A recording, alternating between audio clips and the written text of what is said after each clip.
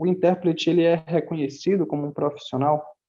Sim, esse reconhecimento em questão assim legal, ele demorou bastante para vir. Poderia ter vindo antes. Por quê? Década de 80 é muito tempo atrás, muito tempo mesmo. Então, década de 80, anos 90, anos 2000, os intérpretes não estavam só mais na informalidade. Eles não interpretavam só a festinha dos amigos que foram lá, o almoço de família, não. Eles já estavam interpretando consultas médicas, tanto voluntariamente como profissionalmente mesmo. Né, de a família do surdo contratar o intérprete para esses espaços ali, ou de a própria clínica contratar, e aí cada lugar foi se adaptando de uma forma. Ainda nos anos 90, alguns estados brasileiros, olha que interessante, nos anos 90, o estado de Minas Gerais promulgou uma lei reconhecendo a Libras como língua que é utilizada pelas comunidades surdas, que eles se comunicavam em língua de sinais, prioritariamente, não em língua portuguesa. Então, esse reconhecimento do intérprete, ele começa primeiramente no reconhecimento da própria Libras como língua, porque muita gente achava antes que são gestos, mas os gestos são superficiais. A Libras é uma língua completamente estruturada. Ela tem partes pequenas que se juntam e formam os sinais. Então, por exemplo, se eu faço esse sinal aqui para carro, ou assim também pode ser usado para carro. Esses sinais, aqui ele está como algo completo, ele é uma palavra completa. Mas dentro dele tem partes menores. Então aqui eu tenho as mãos nesse formato, percebe? Mas ela tem que estar virada assim, para dentro, ela está meio inclinada, ela não está reta. Ela está meio inclinada. Nesse daqui a mão está assim. Ela não está assim. Ela não está assim. Ela está reta aqui. Mas ela fica levemente dobrada, assim. É angulado.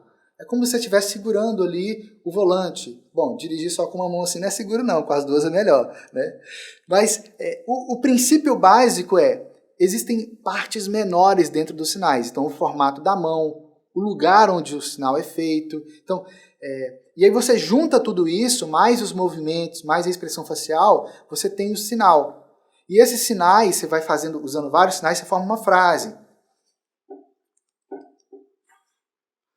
Eu estava dirigindo assim, o carro acelerou e eu passei direto. Então, você forma frases. Então, isso aí mostra que a Libras é uma língua. E a sociedade começou a reconhecer isso de forma um pouco maior por causa das leis municipais, decretos, portarias, enfim, cada lugar uma forma diferente. Mas isso mostra a sociedade reconhecendo a Libras como uma língua. Anos 90, e aí vem os anos 2000. Em 2002, quando finalmente a Libras é reconhecida por uma lei federal,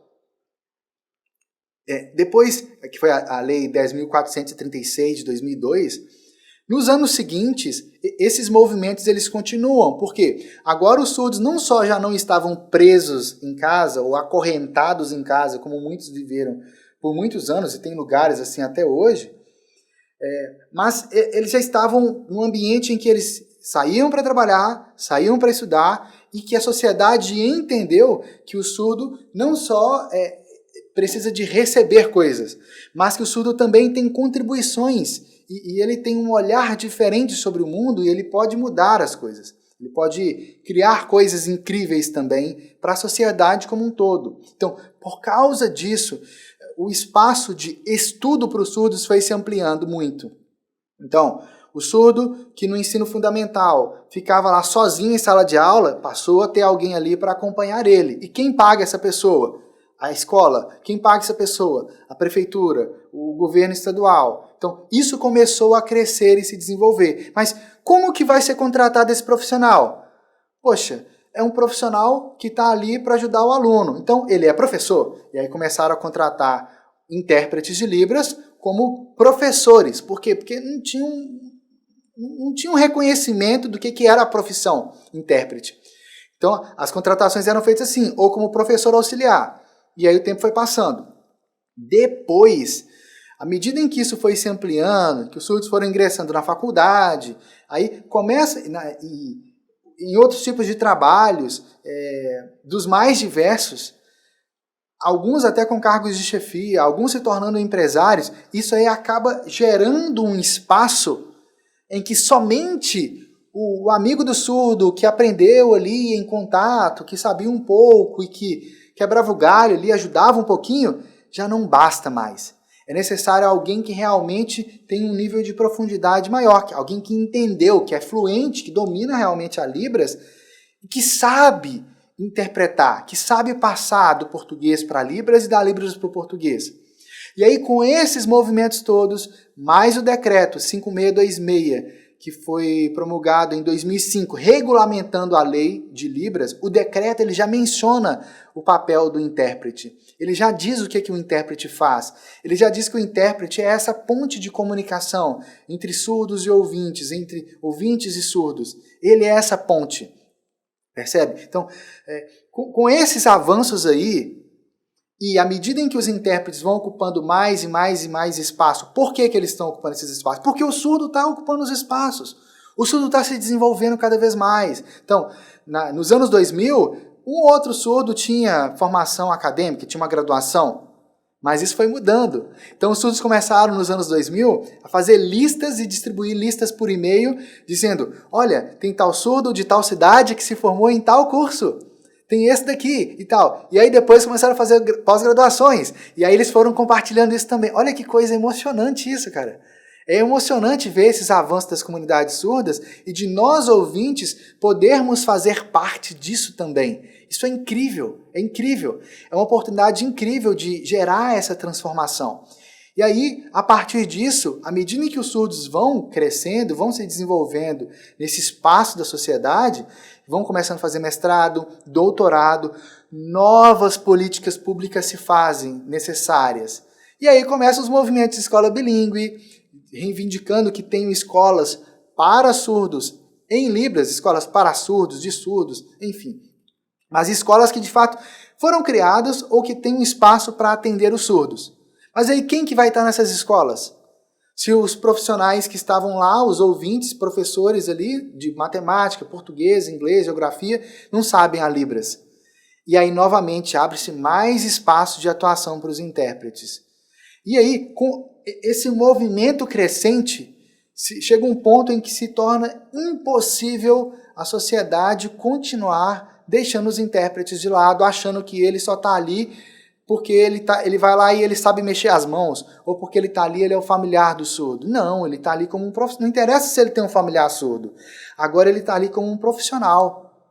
Então, isso aí vai gerando um espaço necessário para o reconhecimento da profissão intérprete de Libras. E aí, como é que foi esse processo de reconhecimento?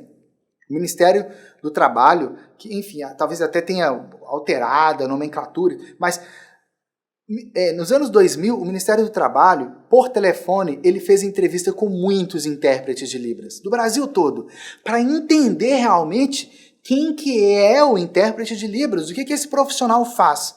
Eu fui uma das pessoas entrevistadas para entender realmente quem que é o profissional intérprete de Libras. Eles me ligaram, aqui é o fulano de tal, do Ministério do Trabalho, a gente está fazendo uma pesquisa para identificar como que funciona a profissão intérprete de Libras, como que é isso, com o objetivo de gerar o reconhecimento profissional dessa categoria, entende? Eu fui uma das pessoas entrevistadas. E aí, nesse processo aí, culmina, primeiramente, na criação no registro do Código Brasileiro de Ocupação, CBO, que reconhece a profissão intérprete de Libras como uma profissão. Mas aí falta regulamentar. E aí, nos anos seguintes, quando chega o ano 2012, se eu não me engano, aí sim vem o reconhecimento por lei da Lei 12.319, reconhecendo e já dando os primeiros passos de regulamentação da profissão do intérprete de Libras, dizendo o que é essa profissão, como que funciona, o que é esse profissional tradutor e intérprete de Libras e qual que é o papel dele realmente, quais são os passos mínimos que um profissional dessa área deve dar para atuar profissionalmente e ser reconhecido como profissional de fato. De alguma forma, esse conteúdo trouxe mais clareza para você. Deixa aqui abaixo seu comentário dizendo o que você achou, de que forma que esse conteúdo contribuiu para você, de que forma que ele trouxe mais clareza para você no caminho da Libras. E Clique aqui em curtir também para eu saber que você entendeu esse conteúdo e vai lá, aperta o botão vermelho, se inscreve aqui no canal, badala o sininho para você ser avisado em primeiríssima mão quando a gente publicar novos conteúdos aqui. E se você também quer fazer parte dos métodos da Universidade da Libras, acesse o nosso site. Vou deixar o link logo aqui abaixo, universidadedalibras.com.br. Lá você pode fazer contato com a gente também. Vai lá!